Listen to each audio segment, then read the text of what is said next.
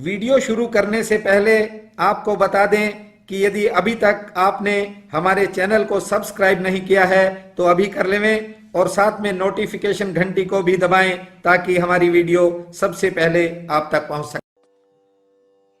बंधुओं, निज धर्म कहता है कि करुणा निधान को जो भूल जाता है उसका जीवन एक नए भटकाव में चला जाता है, और जो हर समय करुणा निधान भगवान पर सब कुछ छोड़ देता है उसके जीवन में न केवल नए रस आते हैं बल्कि जीवन में नए अर्थ पैदा हो जाते हैं। ये जो बेकार की परेशानियों के बोझ आदमी ढोता है ये भी इसलिए ढोता है क्योंकि परमात्मा को इनकार कर देता है। सभी भीतर के रस सूख जाते हैं। बंधुओं, ईश्वर है या नहीं है ये बड़ा सवाल नहीं है। बड़ा सवाल क्या है? बड़ा सवाल ये है कि जीवन में रस होना चाहिए।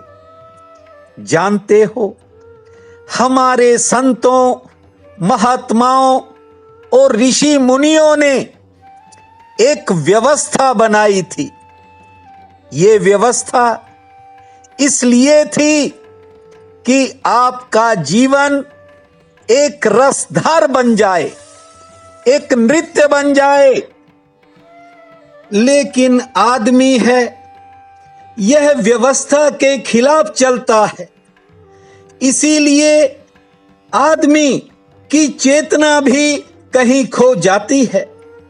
बंधुओं, सारा अस्तित्व मूल्यवान हो तो इसके बीच आप भी मूल्यवान हो, और यदि आपने परमात्मा और प्रकृति दोनों से मुंह मोड़ा है तो उसके परिणाम सामने तो आएंगे ही।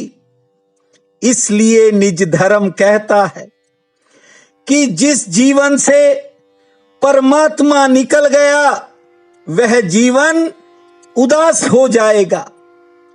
इसलिए कहता हूं कि परमात्मा को वापिस लाना पड़ेगा। वह हो या न हो ये सवाल नहीं है। आदमी को अगर आनंद से रहना है सौभाग्य की भांति तो परमात्मा को तो वापिस लाना पड़ेगा। उसके बिना आदमी जिंदा नहीं रह सकता। निज धर्म कहता है कि ये सारा संसार जुड़ा हुआ है, एक ऑर्गेनिक यूनिटी है, कहीं से कुछ टूटा हुआ नहीं है, सब चीजें जुड़ी हैं। आप वृक्ष से फूल तोड़ते हो, जानते हो जड़ों को नुकसान पहुंचना शुरू हो जाता है। तुम पत्ते हटा दो, जड़ें कटने लगती हैं। सब चीजें जुड़ी हैं, इस बात को ठीक से समझ लेना होगा। पत्ते क्या हैं? ये पत्ते जड़ों के ही हाथ हैं। आकाश में फैले हैं, पत्ते भी जड़ों को भर रहे हैं और जड़ें पत्तों को भर रही हैं। परमात्मा तुम्हारा ही हाथ था आकाश में फैला हुआ। जब तुम इतने बड़े थे कि आकाश तक तुम्हारा हाथ फैला था तब मनुष्य धन्य भागी था। लेकिन अब मौजूदा हाल में आदमी सिकुड़ गया है। अब कहीं हाथ फैलाने की मैं समझता हूं कि जगह ही नहीं रही।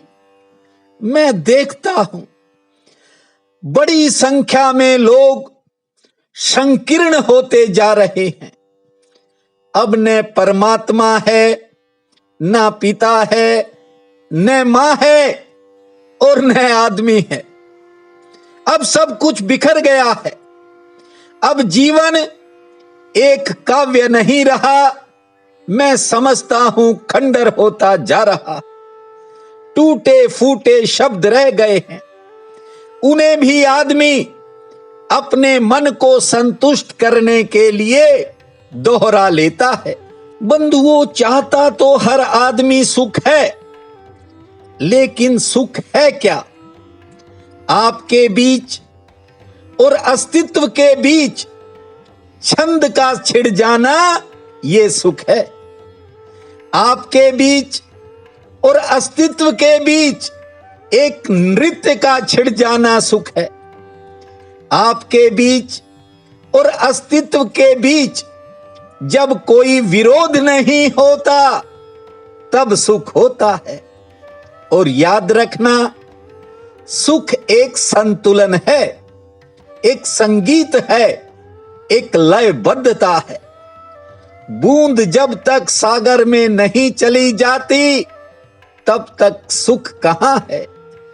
बंधुओं, परमात्मा करुणा निधान भगवान मेरा राम सागर है और आप एक बूंद हो। दरिया कहे राम गुरुमुखिया, हरि बिन दुखी राम संग सुखिया।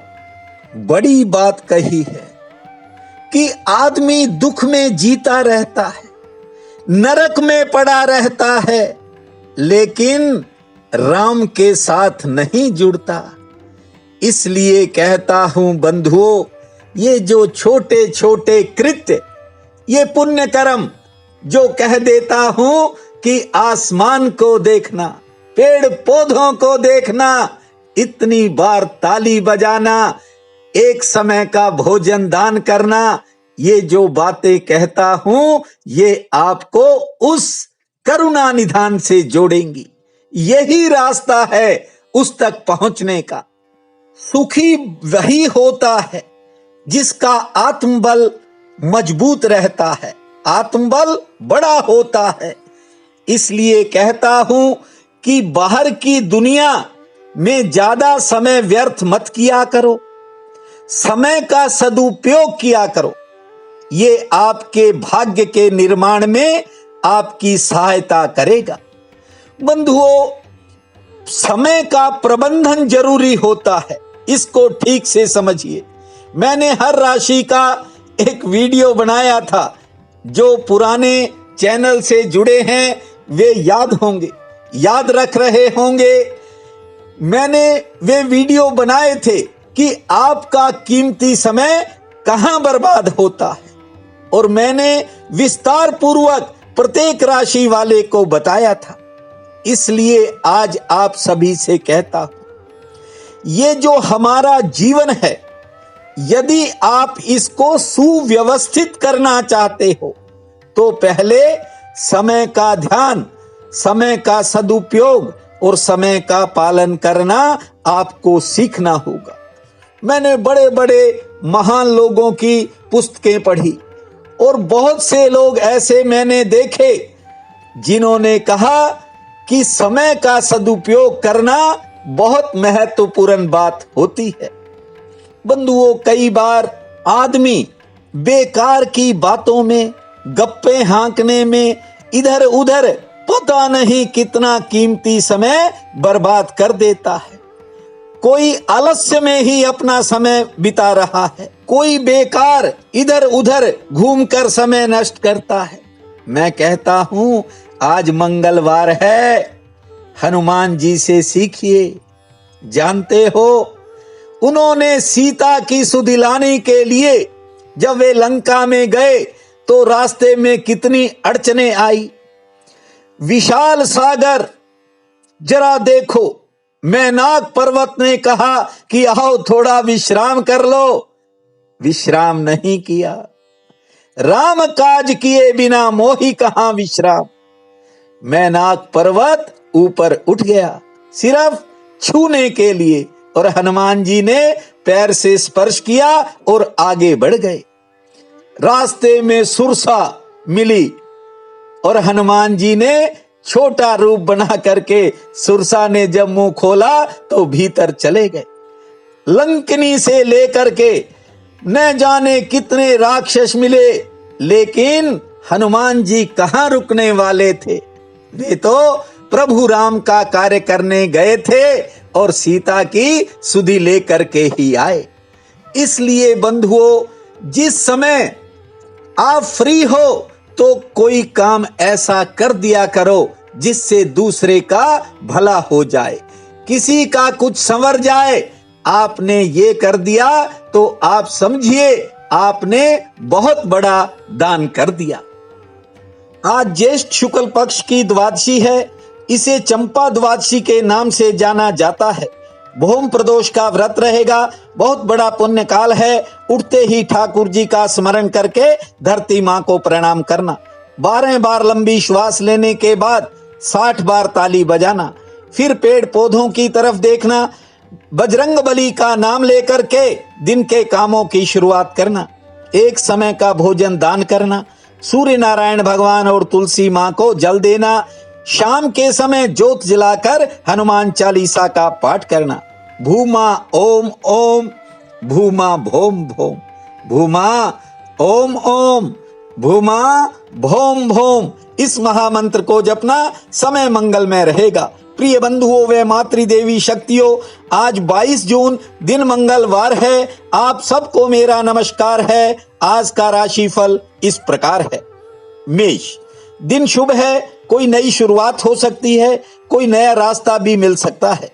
घर में थोड़ा मनमुटाव किसी से होने के संकेत हैं। धैर्य से काम लेने से ठीक रहेगी। वृषभ, आज किसी निजी काम में ज्यादा व्यस्तता रह सकती है, जिस कारण कार्य क्षेत्र प्रभावित होने के योग हैं। किसी संबंध में सुधार होगा। आमदन के लिए दिन मध्यम श्रेणी का रहेगा। मिथुन, कारोबारी सितारे पक्ष में होने के कारण आज आर्थिक स्थिति ठीक रहेगी, लेकिन कोई पुरानी चिंता मन में उथल पुथल कर सकती है। यात्रा का भी योग है। सेहत ठीक रहेगी और रुका काम आगे चलेगा।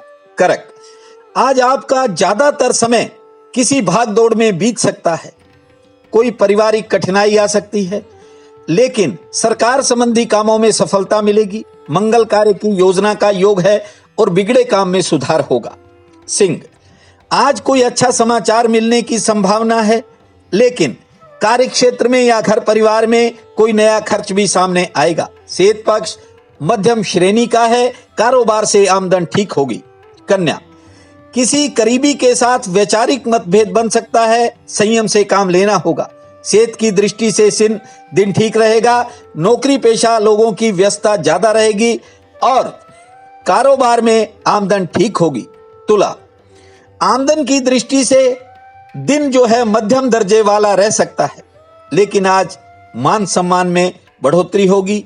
काम का बोझ कुछ ज्यादा रहेगा, लेकिन से ठीक रहेगी और सरकार से संबंधित कामों में सफलता का योग है। वृश्चिक, किसी विशेष काम में आज सफलता का रास्ता खुलेगा। व्यापार के लिए दिन ठीक रहेगा। संतान संबंधी कामों पर खर्च हो सकता है। सेहत और यात्रा में के प्रति सचेत रहे।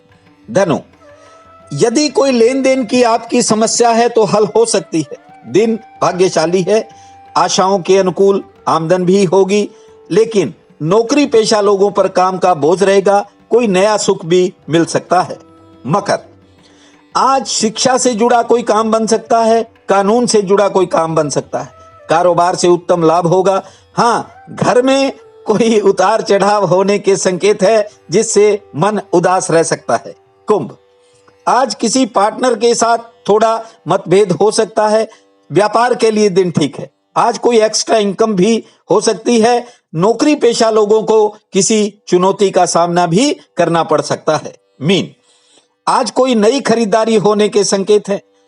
कुछ कामों में दोपहर के बाद सफलता मिलेगी। हालांकि कारोबार के लिए दिन मध्यम श्रेणी वाला है। से ठीक रहेगी। आज का ये दिन आप सबके लिए अति शुभ फलदायी हो, यही मेरी प्रार्थना है। आपका बहुत बहुत धन्यवाद।